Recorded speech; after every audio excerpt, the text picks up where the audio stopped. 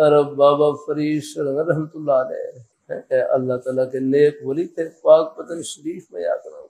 اللہ تعالیٰ اپنی مہربانی فرمائے، اللہ تعالیٰ اپنی مہربانی فرمائے۔